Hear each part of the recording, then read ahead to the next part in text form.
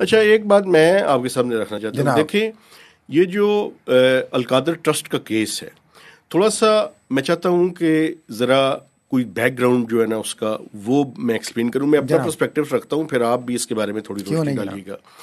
دیکھیں بنیادی طور پہ یہ جو یو کے کی نیشنل کرائم ایجنسی ہے, NCA, جی سر, انہوں نے 190 ملین پاؤنڈز جو ہے, جو کہ بیسیکلی جو ٹائکون ہے, جو بزنس ٹائکون کا ہے کہ یہ پورا پورا میڈیا گزر جاتا ہے, ملک ریاض صاحب, یہ ان کے پیسے تھے.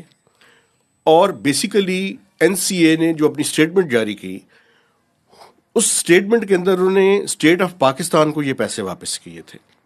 تو اسٹیٹ آف پاکستان کے جو پیسے واپس ہوئے, عمران خان صاحب کی حکومت تھی جب, تو ایک لفافے میں بند جو ہے وہ انہوں نے یہ سارے کے سارے پیسے القادر ٹرسٹ کے حوالے کرنے کا فیصلہ کیا کابینہ کی میٹنگ کے اندر. اور اس میں اس وقت میں آپ کو بتاؤں, القادر ٹرسٹ نہیں, میرا خیال ہے سپریم کورٹ کو دیے, سپریم کورٹ کو دیے تھے. جی بالکل آپ ٹھیک کہہ رہے ہیں.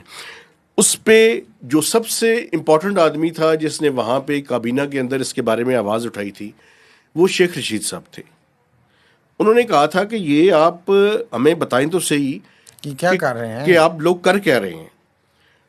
اور اس پہ انہوں نے کہا گیا کہ یہ ہم فیصلہ کر چکے ہیں, چونکہ اس سے پہلے شہزاد اکبر صاحب گئے تھے اور انہوں نے وہاں جا کے ان سے طے کر کے آ گئے تھے.